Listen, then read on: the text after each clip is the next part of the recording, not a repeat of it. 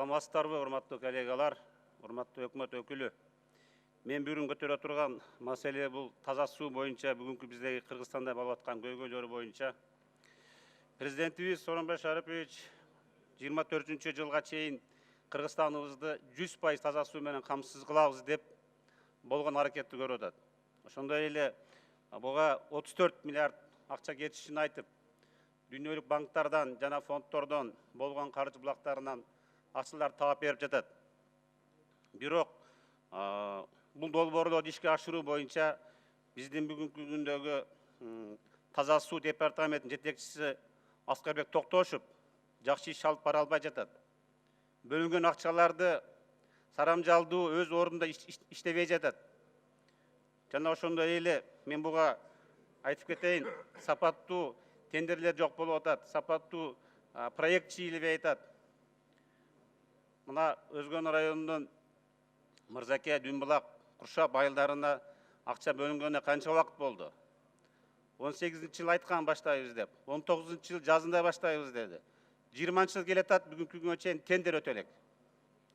Ушундай эле маселе Өзгөн район Жалпакташ айыл өкмөтүндө караштуу Курбуташ айылында чоң көчкү жүрүп, элдерин баарын куткарып, башка айылга көчүрүп барышкан. Жаңы айыл түзүлүп, ынтымак айыл түзүлгөн. Мына ошол айылга биринчи очередте таза суу, жол, мектеп курулары айтылып, таза суу боюнча 38 миллион акча бөлүнгөн.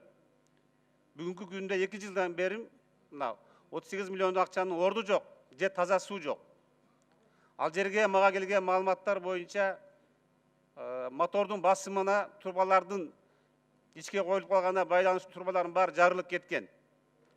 Ошого бүгүнкү күндөн баштап бүгүнкү күнгө чейин эч кандай аракет жок. Мен бул боюнча Токтошев Аскарбекке айтканмын бир-эки жолу.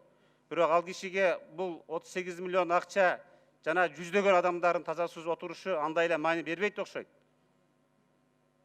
Мен бул боюнча буга чейин да айттым эле, буну сөзсүз түрдө дыкат текшерип, прокуратура, АКС, Финпол күнөөлүү адамды табыш керек, жана андан жыйынтык чыгарыш керек.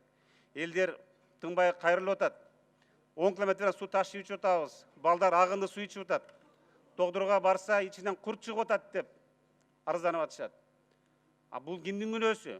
Буну тактап сөзсүз түрдө таза суун тез аранын ичинде алып барыш керек ал жерге, күнөөлүү адам таап туруп. Жана ошондой эле жол маселеси ал жерде бүгүнкү чейин бүтө элек. Мектеп бүтө элек ушу күнгө чейин. Баарысын карап, мага бир жыйынтыгын чыгарып маалымат беришсин. Рахмат чоң.